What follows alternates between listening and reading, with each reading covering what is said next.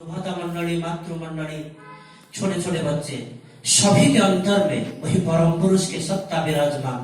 सबको मेरे अंतर की प्रीतिपूर्ण जय हो एवं यथास्थाने यथायोग्य प्रणाम निवेदन करता हूँ।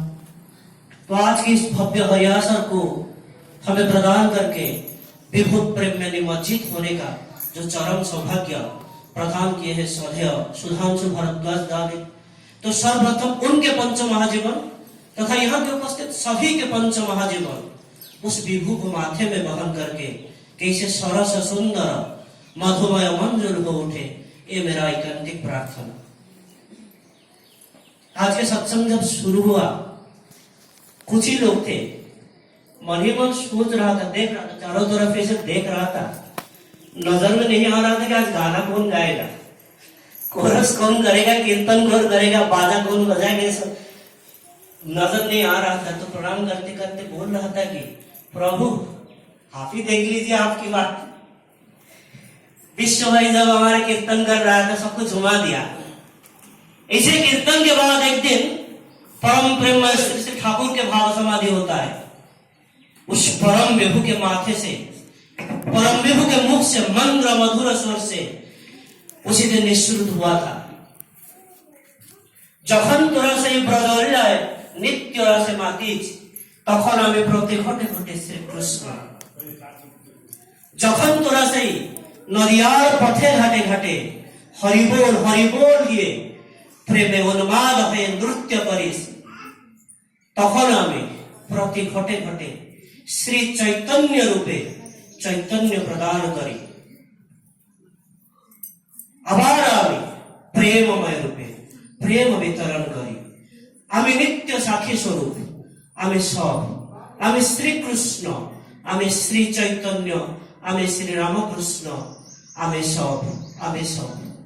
सोच रहा था इस विश्व दुनिया के जो मालिक वो बैठे हैं और हम अपने मर्जी से आ रहे हैं। क्षमा कीजिए अगर किसी के दिल को दुख पहुंचे, एक बात बोलता हूं। मेरे पापा के जो दीक्षादाता जो रीतिक थे, उनके नाम चंद्रशेखर महापात्र है। वो श्री ठाकुर के संग करने के सौभाग्य लाभ किए थे। पूरी जगन्नाथ मंदिर, जो जगन्नाथ मंदिर के सेवायक थे, मुक्ति मंडप के ब्राह्मण है, बहुत सारे लोग उनको जानते होंगे कि सुने होंगे। उनकी एक घटना, मुख सुनी घटना बोल रहा हूं। वो गए थे, जगन्नाथ के भक्त श्री ठाकुर को ठीक तरह से पकड़े नहीं, श्री ठाकुर को ठीक तरह से समझे नहीं, ग्रहण नहीं किए। एक दिन श्री ठाकुर बैठे हैं, उधर आके भक्त आके निवेदन करते हैं, ठाकुर आज मेरे घर में एक सत्संग रखने की सोच रहा हूं, आप अगर कृपा करके आ सके तो जीवन धन्य हो जाएगा। श्री ठाकुर सम्मति व्यक्त करते हैं।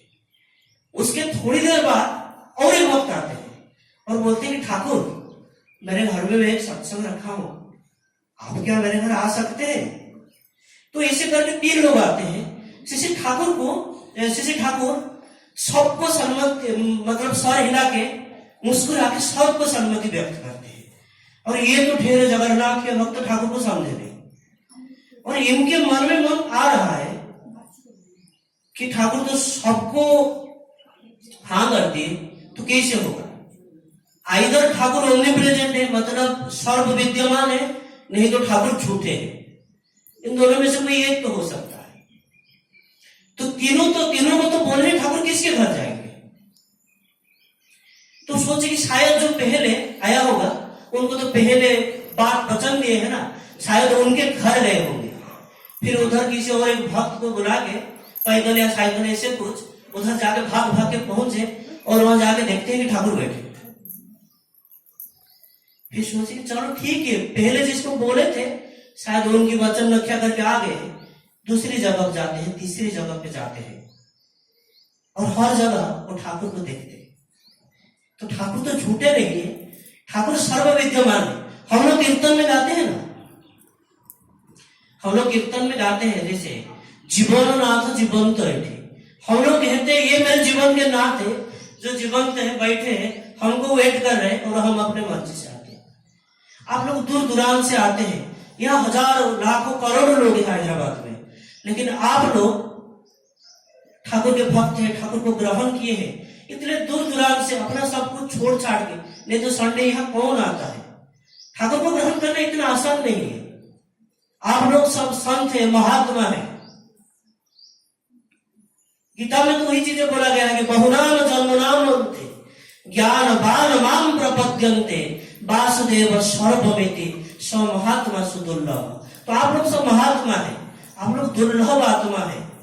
अनेक जन्म की तपस्या के बाद आप ठाकुर को ग्रहण किए हैं, लेकिन सिर्फ ग्रहण करने से तो नहीं होगा।